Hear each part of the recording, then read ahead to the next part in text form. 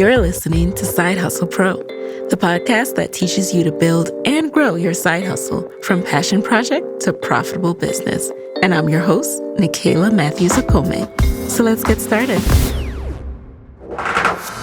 Hey friends, welcome back to the show. It's Nikayla here, back with an update episode today. So today in the guest chair, I have Denise Woodard. She is the founder and CEO of Partake Foods, and you originally heard her in episode 138 of Side Hustle Pro back in 2019. So a lot of things have happened. The company has grown exponentially since we spoke with her. If you're not familiar, Partake Foods is the allergy-friendly company inspired by her daughter's experience with food allergies. And some key moments that have happened since we spoke in episode 138 include Partake Foods has announced that it became a certified B Corporation, and it's even launched a collab with Ben & Jerry's.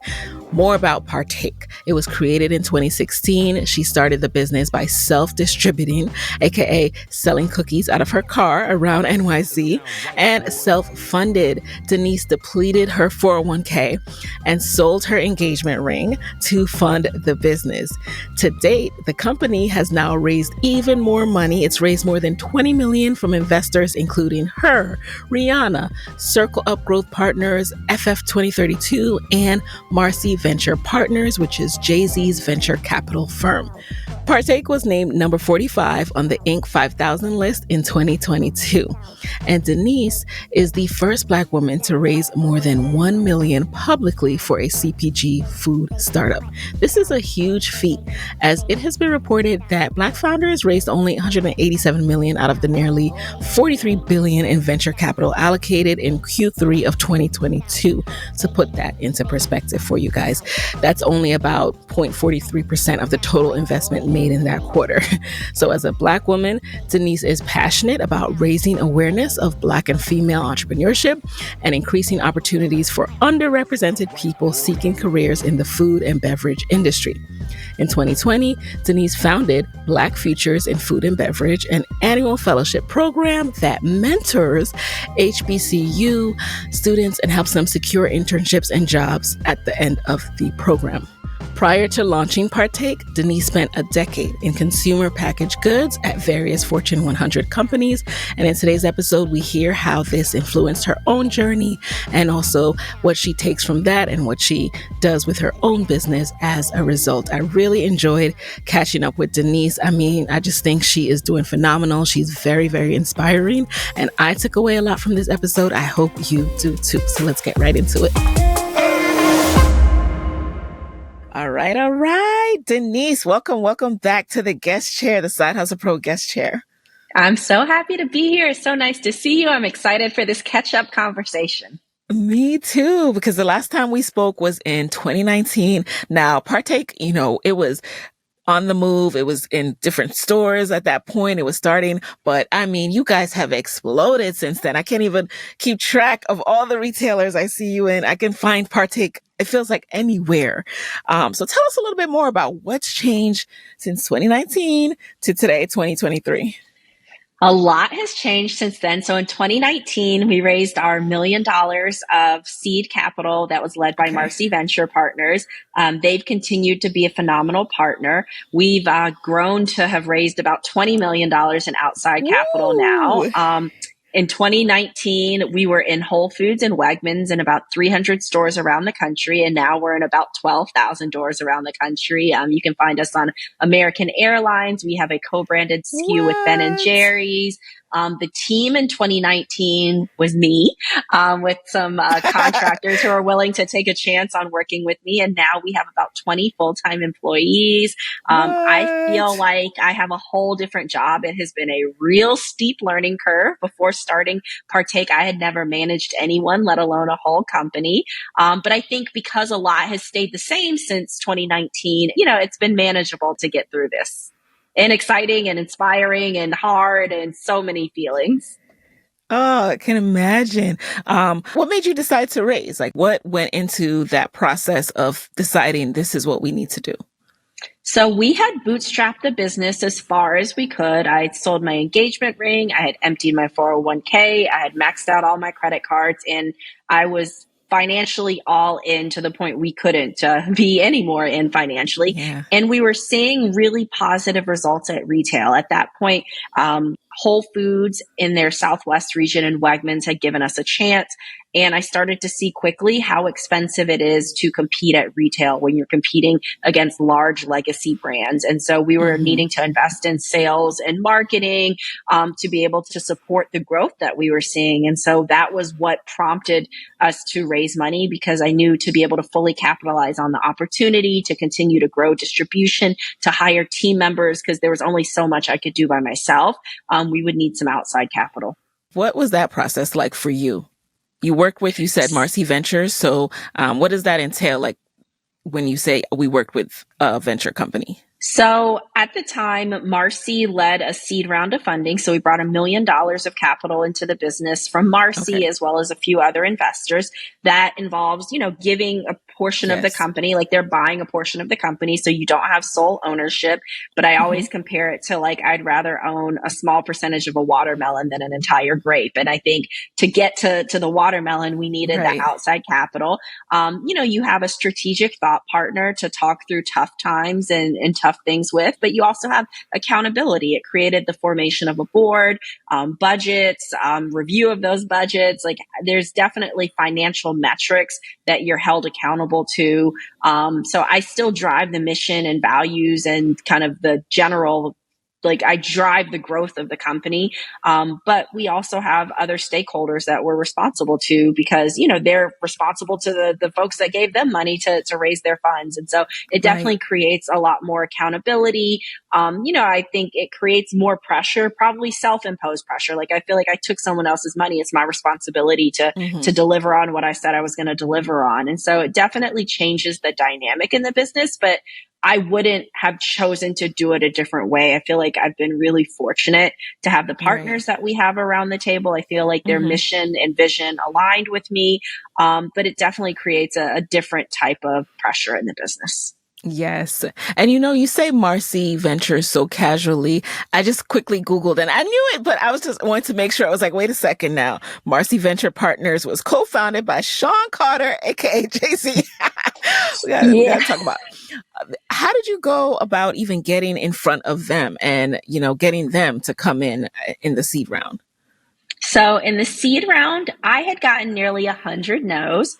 It was probably one of the most emotionally taxing things I had been through. I think fundraising, the word that comes to mind for me is soul crushing, because you're expected to continue to go out day to day, grow the business, perform so that people want to invest, alongside being told no all the time. This isn't going to work. This isn't going to be big enough. And so you have to be able to, for me, I had a bigger North Star, which was I knew my daughter was watching. I knew I wanted to create something better for her and other people with food allergies. I had so much conviction in what we were building that allowed me to keep going. But to be told no day after day after day and see your bank account dwindle away and be so financially invested in the business, it was a lot. And so we got all these no's, and a friend of mine works in the music industry, and I'd seen that Jay-Z had co-founded a venture fund. I was like, do you know Jay-Z? He's like, no. But I know one of the partners there. And so we had a chance to connect with them. And, it was different from the very beginning. I think a lot of those other, like I was pitching to a lot of angel groups, and it's like, what's your unit economics? What's the margin? What's the total addressable market? It was very financially driven. And don't get me wrong, we got to like very robust financial diligence with Marcy, but it started with like, who are you? Where are you from? Why are you building this? What do you stand for?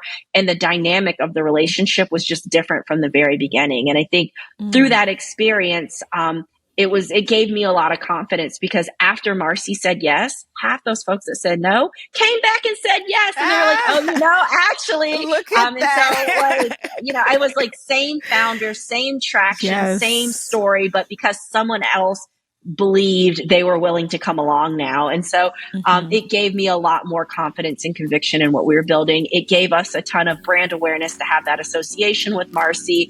It gave us the financial capital we needed to begin to scale the business. And so I'm forever grateful for them being willing to take a chance on me.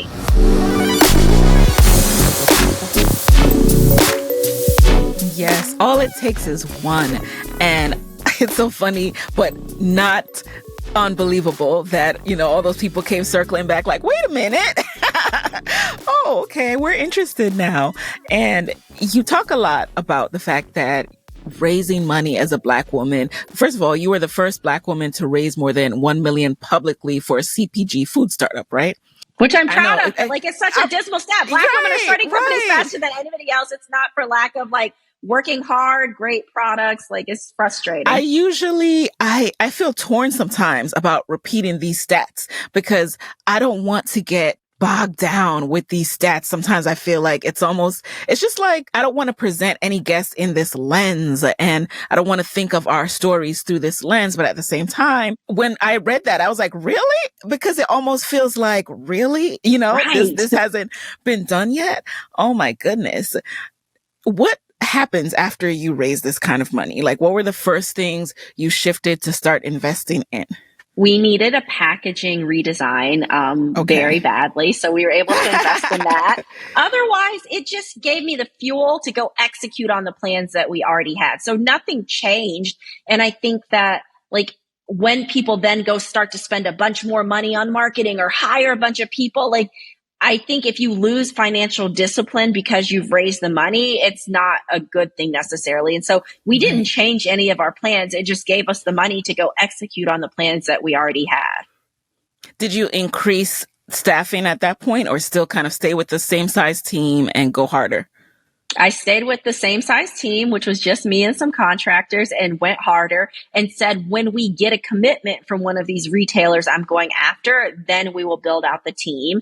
And so in January or February of 2020, I thought Target would give us a small regional test, and they gave us Right. nearly the entire chain. And then I was like, Wow. oh, it's game time. We need to hire some people. And so thankfully, a couple of folks who were contractors were able to come on board as full-time employees. Mm-hmm. What did you need to hire for? Were you doing in-house packaging, or was it still manufacturer outsourcing that part? We had a contract manufacturer co-packer from day one. Right. I typically advise founders to start as small as you can. And so Okay. I would have started in a commercial kitchen, but because of kind of the allergy portion of our brand, there was Mm-hmm. no allergy-friendly commercial kitchen. So we worked with a Okay. co-packer from day one. The first folks that I hired for things I wasn't good at or didn't enjoy. So that was operations, like ordering ingredients, scheduling freight, scheduling production runs. So we hired a director of operations, and then sales is what my background was in. And so I enjoyed that. And really, I felt like I was good at it, but there was just not enough time for me to do it all. And so we hired a director of sales as the second employee. And from there, hired a sales coordinator to kind of keep up with the day to day. Like a lot of the stuff isn't like the glamorous roles. I think Mm-mm. oftentimes I talk to people and they're like, I need a brand manager and I need a social media person. I need somebody for TikTok. And I'm like, no, you need to make sure somebody is like looking at the financials and gets the product out the door on time and Yes. figures out how it's going to sell to customers. And so Right. it was like the roles that kept the business going weren't necessarily the sexiest ones, but they were so critically important.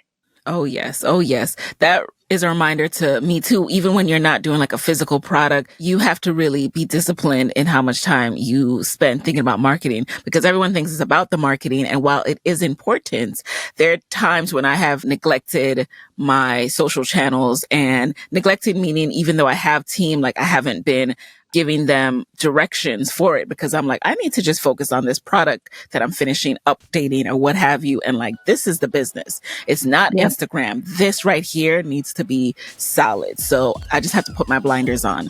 So I get what you're saying 100%.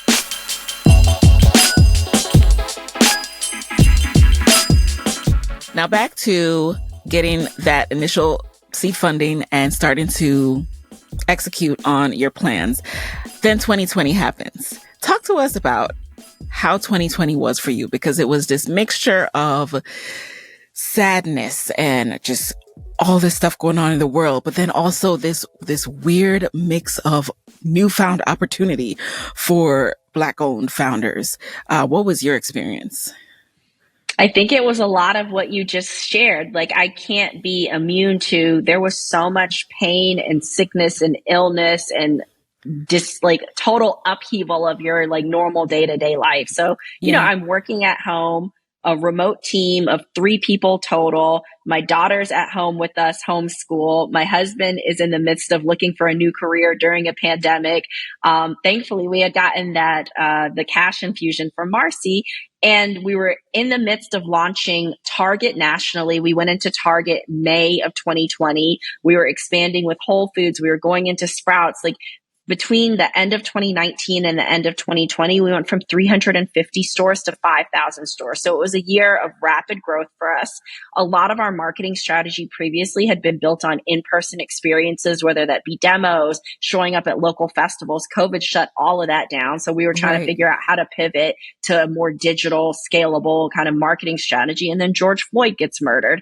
And I think one of the most tragic instances ended up bringing so much good to our business. And so I reckoned with a lot of personal guilt around that. And so thought about how to channel some of that into something positive. And so Mm-hmm. out of that, like the amount of inbound from in potential investor, customer, brand partnerships, influencers, like I couldn't even keep track of all of it. And then we decided to launch a fellowship program called the Black Oh. Futures in Food and Beverage Fellowship in September of 2020. Because I was like, I feel like we were the beneficiary of so much good that came out of a tragedy. Like, what can I do to create Mm-hmm. more positivity around that? And so the fellowship had always been an idea. I spent my previous life at Coca-Cola, and I was always Right. so frustrated with the lack of diversity in the room. And I thought, well, when Mm-hmm. I start to build my team, it'll be much more diverse. And then as I started to think about and as I started to hire, the applicant pool for these specific roles was so homogenous. And I was like, well, how do we Wow. fix that? And so we started a fellowship program alongside. The first year was 5 HBCUs. And so far, we Mm-hmm. will run our third cohort this year. We've helped about 20 HBCU students find jobs or internships in the food industry and have had the opportunity to partner with large companies like Chobani and PepsiCo. And so 2020 was hard and crazy and like a great year for the business, a really like it was just the weirdest time. And to your point, I do feel like there was a lot of opportunity. And so the other thing I felt was you said earlier, like it just takes one yes. And I could see that. And so I was Yes. like, the door is open. Like how many other people, how many other founders can I help hopefully, get to what they are deserve, where their business deserves to be when this small Right. window of opportunity is here. So 2020 was crazy. That is amazing, though, that you started this fellowship. Is the fellowship for CPG founders or people who also want to work for like the Coca-Colas and the other big name CPG companies? So the way it's worked thus far has been it's an 8-week virtual curriculum for Mm-hmm. HBCU students where we kind of go through the nuts and bolts of the food industry. I remember Yeah. when I was in college, I thought working for like Coca-Cola meant you were a brand manager. I didn't understand like food safety and quality and procurement Ah. and marketing and sales and how many other opportunities exist within food and beverage companies. And so it's an 8-week curriculum that goes through that. And then it culminates with a virtual career day. And so we've had companies like Chobani and PepsiCo and Mars, Mm-hmm. as well as a ton of emerging brands show up to learn more about and hopefully hire our fellows. So it's a program for HBCU students to get more exposure to the food industry and to Mm-hmm. hopefully then be able to get jobs and internships in the food industry and also have some peer mentorship alongside the other fellows in the program. And what do you think are some of the unique challenges that CPG food startups face that make it so hard to raise money? I think that when you look at the multiples or the returns on food versus like a SaaS, like a tech company, like they're not the Mm-hmm. same. And so, Mm. I could see where I can see that, investors are oftentimes putting their dollars where there's a higher return. I think the margin profile for a small food and beverage company is often challenging. You're like making a product that you have to sell to be competitive with, for us, Oreos and Chips Ahoy on shelf, and you don't have the Right. scale of that business. And so like it's hard. It takes a while to get profitable, particularly if you're trying to grow the business rapidly. And so, it feels like it's a very capital intensive business. As you go into new retailers, oftentimes they require slotting, which is like you're basically paying for your spot on shelf. They require promotions, you have Oh. to build a team. Like there's a lot of cost involved with doing business alongside slim margins, alongside the return isn't as strong as a software company. And so, because of that, I think there's sometimes less capital and it seems Mm-hmm. fairly cyclical. I think, people see these big exits like RX Bar and Halo Top, and then food is Yeah. sexy again. And so I think it goes in waves, but I think we're in a wave where funding is a bit tricky for all industries. And I think Mm-hmm. food and beverage, I think women, I think people of color are feeling it even more so. And then what about ingredients? Because I imagine, yes, someone might look at RX Bar and say, oh, that's amazing, but we don't know what it takes to make that product versus your product, shelf life, and all that other stuff. Were there new considerations that you had to make sure that your product could be on the shelf safely as long as possible?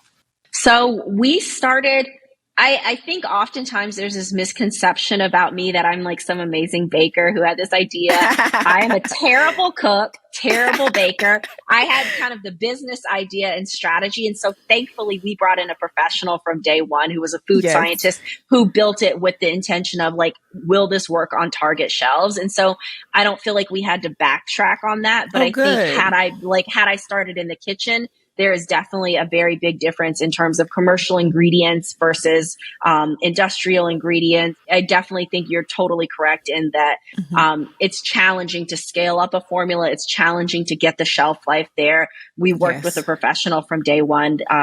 We ended up finding her because I couldn't afford to work with like a big fancy agency. I went on to LinkedIn. I found every person who had worked in food, science, or innovation at all of our competitors. And I cold emailed them, and thankfully one of them was willing to respond to my note. And she had led product development for one of the biggest brands in our space and was willing to take a chance on me. I love your scrappy approach. And that's just like, I'm going to find them. Like the internet is there for you guys. I'm going to find them. I'm going to send a cold email. Worst they can do is say no. But it looks like you've had some good experiences with that. For sure. I think that's how we found our manufacturing partner. Yep. That's how we've gotten so many of our investors. That's how we got Whole Foods. And I think like just getting started, being scrappy, because nobody else is going to do it for you if you don't find a way. It's hard with the lack of resources. Is it also challenging because of the kind of product? Meaning, if you were not concerned with allergens and you were not making a product for people who have allergies to be able to consume, do you think it would be easier to either get funding or get on shelves or stay on shelves? No, I think it's just as hard no matter what part of the food or beverage landscape you're in. I think if we weren't making a product that was allergy friendly, we'd be answering the question of, well, what makes this product different? And so I think it's challenging regardless. I think that there's a lot of food and beverage companies that are starting right now. And because of that, the contract manufacturers kind of get their choice of who they want to work with. They get to set their own terms. And so I think no matter who you are, or what type of food or beverage product you have, it's challenging.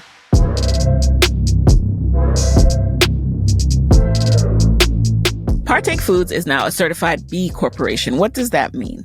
So that means we are a benefit corporation, which means we are beholden to kind of the community as a shareholder versus just financial shareholders. And so our board and myself have signed off on this. And so when we make decisions, we're thinking about how do we make the world better, not just have the best financial return. And it was something that was super important to me. And I feel like a way that we were already operating, but I want to make sure that we got it solidified as a part of the operating agreement of the company. Like we are not just here to make food. We are also here to make the world a better place. And it's our responsibility, I think, to do so. We have to go back and touch on finances because this is not something that we can gloss over. Like you sold your engagement ring. You depleted your 401k. That is sacrifice. All right. The engagement ring, that is sacrifice. Did you have any issues with your husband over that?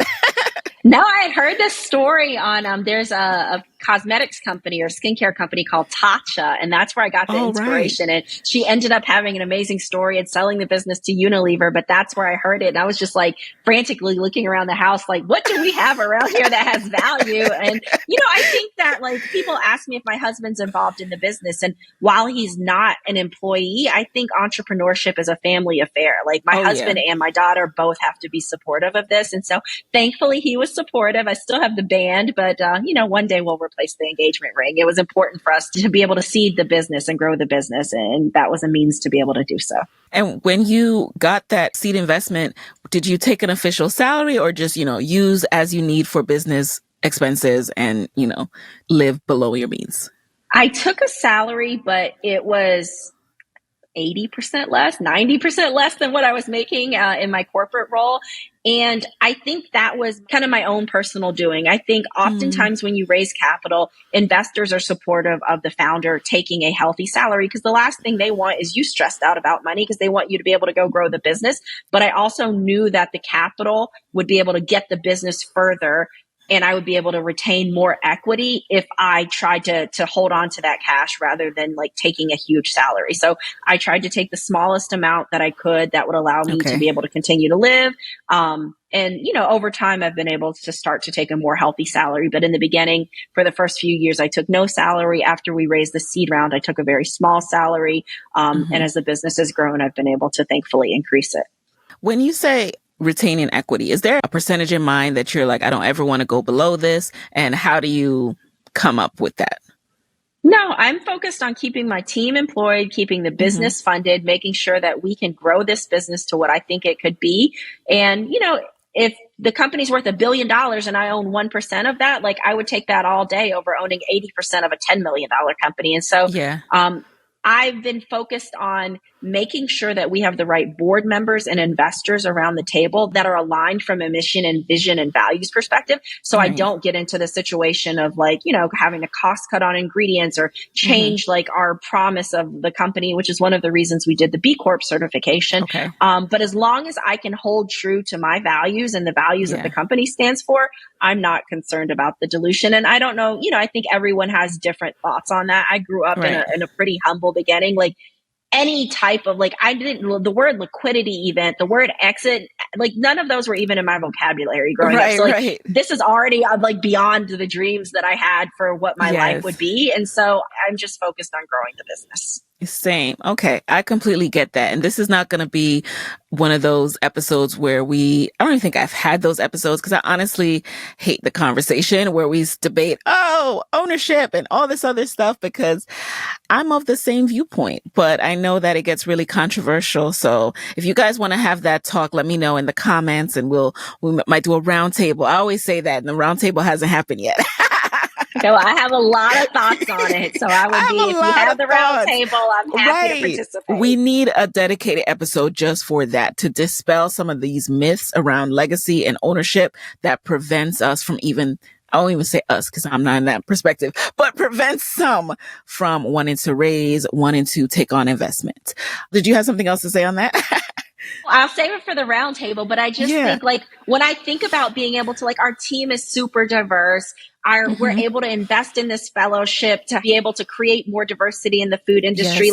Those are the things I think about in terms of my legacy. How many other people can I help through this business? And you know what? As I raise more money and grow this business more, that might mean I own less, but I've been able to help more women and more Black and brown people achieve, get more access to things. And so, I could talk all day about that, but we'll save it for the round table.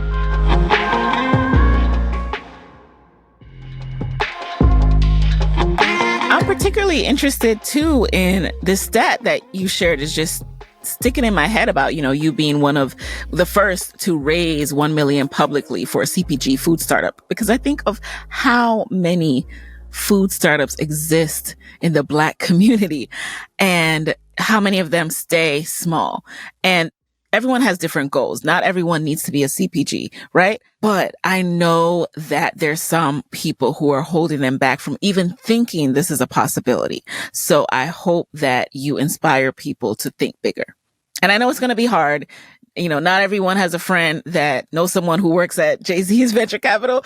But even if you don't, you have to get your reps in. You had 100 reps in, probably even more, before you got to that space where now you have investment from that venture company. Plus, also, I understand Rihanna is also an investor. Yeah, Rihanna's an investor. We've been really fortunate. Rihanna's an investor. HER is an investor. It's crazy. When you set out to go achieve your dreams and live your true passion, Right. that what happens. Like, I set out to make life easier for families with food allergies. I never thought Mm-hmm. that Rihanna or Jay-Z would have any Yeah. affiliation with my business. But I think when you're living with intention and doing, Yes. trying to make things better, like, other people gravitate towards it. And so Right. it's been really crazy and like mind blowing to have them Mm-hmm. involved in the business, but grateful for all of our investors. Very, very impressive what you have built. And, I just have to spend another minute on our girl, Riri. So how did she come about? Like, did she taste your cookies and then hit you up? Or No, was it through Marcy Venture Partners? no, there's a lot of connectivity with Rihanna and Yeah. Marcy. And so, Right. yeah, I think we're her only public investment outside of kind of her own ventures. And so it's something I don't take lightly. I think No. whether it's Rihanna or an angel investor, nobody knows. Like, when I've Right. taken somebody else's money to go provide a return and grow this business and stay true to what we said, I take the responsibility all the same. But yeah, my daughter, like, usually doesn't think what I do is very cool, but the fact that Rihanna is on board did win me some points. So I'm appreciative of it. I mean, she inspired this entire business. Does she realize that, your daughter? Oh, yes. And it's been one of the most rewarding things about the business is I used to walk down the aisles of like Walmart and Target and be like food companies were, all the companies were abstract to me. I thought like I could never start anything like that. I thought of entrepreneurship as my dad's a truck driver. He owns a small truck company. I thought of that. I thought of my local barbershop. And those are all like important businesses that keep communities going. But I never thought of entrepreneurship at scale. My daughter walks down the aisle of Target and she's like, what is their marketing strategy? Why does the product photography look like that? I'm going to start this company. And she's like 8. And so the fact that she doesn't have a ceiling on her head and understands that if she wants to create something that she too can figure it out, but also that it comes with a ton of hard work and sacrifice to be able to do so is probably like top 3 most rewarding things about doing this.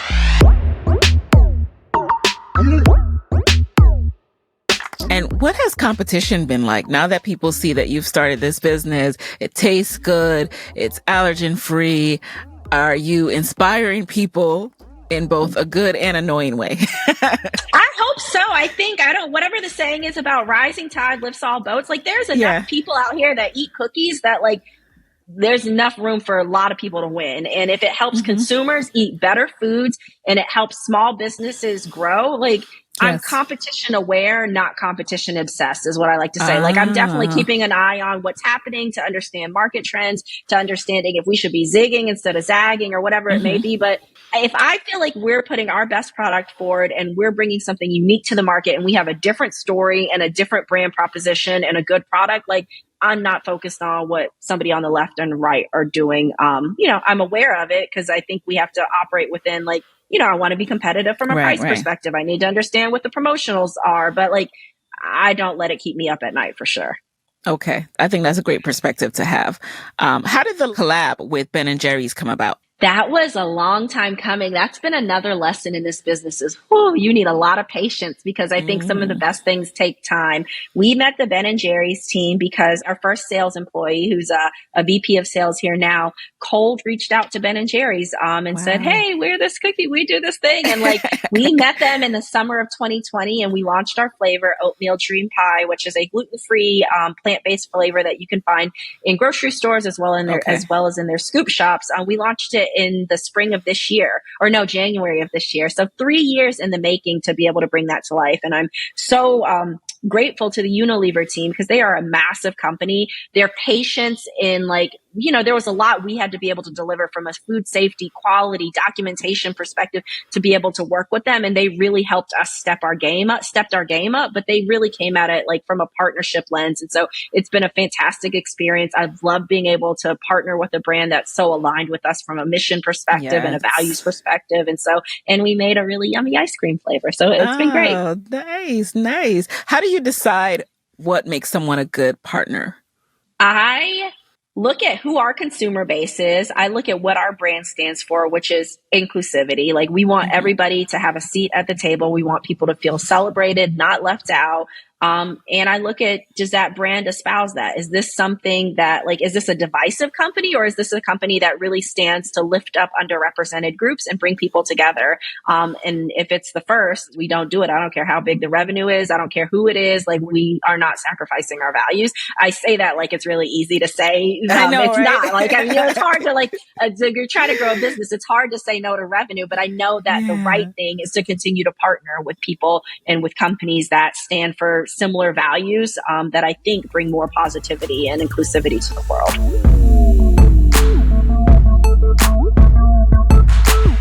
Speaking of turning down revenue, now that you've taken on investment, how do you view your future strategy in terms of how much are you looking to grow the business so that you know that you can make everyone make money, everyone who's invested in you plus you, and continue to grow the business? That's an ongoing question. Growth versus profitability. How fast do you try to grow? So the things that I kind of try to keep in my framework are, the growth comes from a few different levers. It comes from innovation. So we just launched graham crackers nationally at Target in June. Ooh, tasty. Are we bringing, I love them, particularly for s'mores, but are we bringing new innovation to the market that our customers are asking for, that our consumers are asking for? If not, like, we don't need to just be doing Me Too products just to have something new. So, like, is the innovation delivering against a white space? Does it make money? Like, does it have strong unit economics? We shouldn't be like making something for $1 and selling it for 95 cents. Like, we have to have strong unit economics.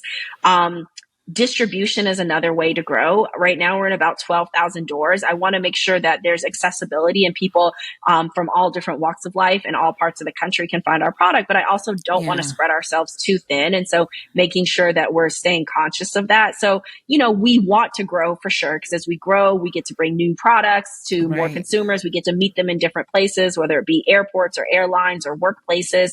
But I also don't want to do that at the sacrifice of profit or at the sacrifice of staying true to our values. So it feels like an art and a science in terms of determining how fast to grow. And it's something we're still figuring out. But those are some of the things we think about as we're going through that process. Another thing I also wonder, just looking from the outside in, because it seems that you guys have just gained so much visibility, I wonder about your marketing spend and how do you make sure that you capitalize on the opportunity, but don't blow it all on just ads or promotional pop-ups and things like that? So I will say we do the least sexy stuff. We're investing on our retailer.coms, like investing on Walmart or Target or Kroger.com, doing a lot of shopper marketing programs. So programs that the retailer has in place to get additional display space in store, things that are close to the point of purchase. We use me as a free, my time has value, but I'm out there evangelizing the brand, telling the story. And so a lot of kind of the brand awareness, I think, comes through our social media channels, through the content that we put out there. We've been fortunate to have some high profile investors who are able to go kind of share the story and bring light to our business.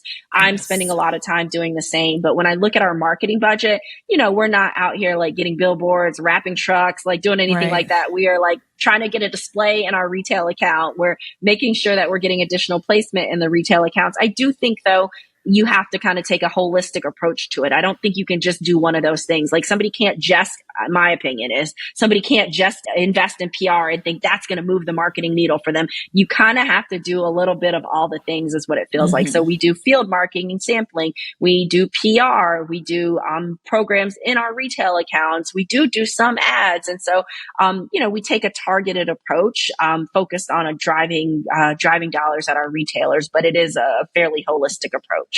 And how are you doing with not letting it consume your life? Is that even possible? I get that question. Is there an off switch ever? I try to, like, when I think about self-care, for me, that looks different every single day. I know that it's important because I've seen what happens when it doesn't happen. So whether that be experiencing a panic attack, tearing my ACL, like, if you don't sit down and like take some time for yourself, you will kind of get sat down for your, like, and so like, I know that I need to pour into my own cup and the whole like put your oxygen mask on first. Like I believe all that, but I Yeah, yeah, also yeah. know what it takes to build a business at this Yes. point in my life. Yeah. And it requires a lot of sacrifice and it requires Yeah. a lot of hours. And so, Right. I also try to prioritize, like at the end of the day, my family is my family, my health is the most important things to me. And so Hmm. that means sacrifice. Like it means I'm waking up early and doing work before I get my daughter off to camp. It means I'm Yeah. staying up late and getting work done so that I can read her a bedtime story. And so there's definitely some balance and integration. I think it does mean though, like, whether that's a walk in nature, whether it's a meditation, whether it's just binging some Netflix, I do have to make some time for myself. But Hmm. I would say that this idea of like work life balance and you can have it all, Yeah. I think you can have it all at some point, but it ebbs and flows. And right now I'm in a Right. season of a lot of work. Yeah, which is it's just why I try not to even mention those words like balance. What is that? But I'm always interested in if there is a part of you that feels like, you know what, I can close my laptop today because I need 2 hours to myself. Like I know I'm in right now, you're in a season that requires more of you to be in the business, but do you have those moments where you can step away and not panic, not be like thinking about the business 24/7? I can definitely step away and not panic because we have a super competent and capable team. This year, over a summer vacation, was the first time, it was my 40th birthday. Ooh, My happy first time belated. thank you, putting an out of office response. And I've been working on this Mm, for 7 years. And so there's not wow. a lot of stepping away, but there's definitely some stepping away every day. Hmm. But like days away from the business, no, but I could totally see value in that. I hear from friends who are like, I shut my laptop and I went away for a week and I had so many great ideas. I think it also depends on how every person's wired. I get so much Yes. joy from working in the business that like Yeah. I can't imagine not doing it. So it's not like Yeah. I'm dreading it at all. I love it. And that's what I've come to understand. Like people have different ways of working, and it doesn't mean that you're going to burn yourself out. My husband's a lot like that, where I have to remind him, like, okay, let's close the laptop right now. Let's watch Netflix, let's do something, let's chill out. Because he's like, but I'm enjoying this. Like, this is not work to me. I don't feel like I'm working late into the night. So I had to really Yep. wrap my head around that.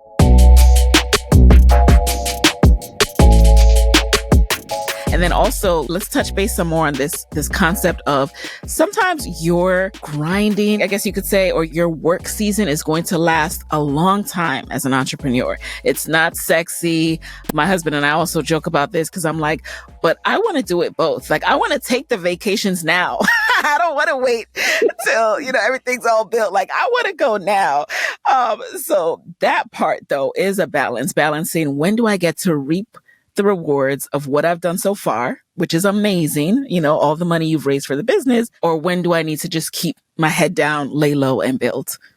I think that as people are hopefully fortunate enough to scale their businesses, there's definitely opportunities for founders to, the lingo is take money off the table. So Mm-hmm. there's definitely opportunities to pay yourself a healthier salary, to be able to Yes. sell some of your equity, to live a more comfortable life. So for me, I couldn't be happy in the business for 7 years, wondering if I'm going to be able to like afford to go out to eat the next day. And that's what it was the first few Yeah. years. And so as we've grown the business, as we've raised more capital, I've been able to turn the table some and have a more comfortable life. That means, I'm working a lot, but work might just mean my AirPods and my laptop. It doesn't mean like I'm like toiling away at stores, like selling cookies like I used to have to do. And so work looks different. A lot of it's like Mm, vision work and budgeting work and board yeah. work. And so the work looks different. I think the financial rewards, thankfully, I don't think you have to wait till you sell the business or whatever, like your next lifetime to be able to reap Right. some of those. I think there's an opportunity to continue to work hard and enjoy yourself because like Mm-hmm. otherwise, what's the joy in just working, working, working with no reward whatsoever? Right, right. And so where would you say the business is now financially? You had to grow so fast. So you talk about the investment that comes. And I know that you could be profitable. And then because you have to scale up to meet new demands, then you become unprofitable. So where are you now? We're working to get to profitability. We're not there yet. We've grown revenue. Last year, we were number 4 fastest growing food company on Inc. 5000's list. So we've Nice. grown quite a bit. But I think we're just getting started. It's weird. Like we Yeah. talked 4 years ago. Yeah. And So I feel much like has a lot has changed. changed since then, but I feel like we still have, I feel like I'm just at the beginning. So I think that there's hopefully still a lot to go. That's so interesting. I completely hear what you're saying. It's like you've done so much, but there's still so much that can be done. The opportunity is, there's no ceiling to it, especially when you've seen some of these other brands that we won't mention that are just like roll off your tongue, household names. Like that's a level to aspire to. For sure. So now we're going to jump into a quick lightning round. You answered these 4 years ago, so I'm interested to go back and hear how things have shifted. But let's just jump into it. You answer the first thing that comes to mind. You ready?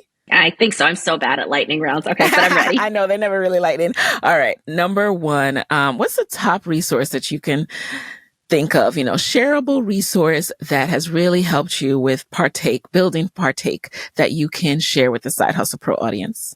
I wish it were more innovative, but LinkedIn, to the point earlier, that's how we found our best resources. That's still how we're finding so many resources. So LinkedIn and then building community based on that. That's how we found our best investor partners, food scientists, retail accounts, all the things. Love it. No, it's good because it's a reminder. I underutilize LinkedIn. So thank you for that reminder. Number two, who is a non-celebrity Black woman entrepreneur who you would want to switch places for, a day with these days and just kind of see what they do? The person who comes to mind is a celebrity, and it's Issa Rae, because I'm so fascinated by how she's built so much across so many platforms. Yeah. I think otherwise, Nancy Twine, who's the founder of Briogeo, the hair care company, I find super fascinating because they didn't raise a ton of capital. She was able to grow that business massively, have a successful exit. And so seeing how she did that, understanding how they thought about innovation, because I think they have a phenomenal slew of products, would be my vote. Yes. Yeah, we'll allow it. Issa Rae, come on the show. All right. Number three, what is a non-negotiable part of your day? I know there's got to be at least one. So what would that be? Coffee. Oh, yes. Cup of coffee. I can't wait to drink some more coffee, man, post this pregnancy. I'm going to be drinking iced coffee every day. Number four, what is a personal habit, a personal trait about you that you think has significantly helped you in business? I'm kind. I'm a kind person. I think sometimes people think that's a weakness, but I think it's how I've been able to develop some of my best relationships. I think that's why we have a loyal team and like great relationships around the board. And so I think my kindness. And then finally, number five, what is your parting advice for fellow women entrepreneurs who want to be their own boss, but are worried about stepping away from the steady paycheck? It's okay to start small. I used to be so embarrassed with the way we started. I would show up to these trade shows with a $5 tablecloth I bought from Amazon. Like, what is wrong with my business? It's never going to grow. Like, I would see these other people with shiny, like, billboards and trucks and all this stuff, and they're not in business anymore. And I think the financial discipline that I had to have and the understanding of every aspect of the business, because I had to do all the jobs, made me a stronger business person. So I would say it's okay to start small. And so for somebody in corporate America, if that means just like initially being an entrepreneur or having a side hustle, like you don't have to quit your job all in one day and like try to take on the world. I think it comes in baby steps through consistency. Yes, baby steps, consistency. Don't be afraid to start small. I love those reminders. So where can people connect with you, Denise, and Partake Foods after this episode? People can connect with me on LinkedIn and then also on Instagram at Denise G. Woodard. And then you can find Partake Foods in stores at Target, Walmart, Kroger, and Whole Foods, as well as across social media at Partake Foods. All right, you guys. So there you have it. Thank you so much, Denise, for being in the guest chair. And I will talk to you guys next week. Thank you for having me. Hey guys, thanks for listening to Side Hustle Pro. If you like the show, be sure to subscribe, rate, and review on Apple Podcasts. It helps other side hustlers just like you to find the show. And if you want to hear more from me, you can follow me on Instagram at Side Hustle Pro. Plus, sign up for my 6-bullet Saturday newsletter at sidehustlepro.co/newsletter. When you sign up, you will receive weekly nuggets from me, including what I'm up to, personal lessons, and my business tip of the week. Again, that's sidehustlepro.co/newsletter to sign up. Talk to you soon.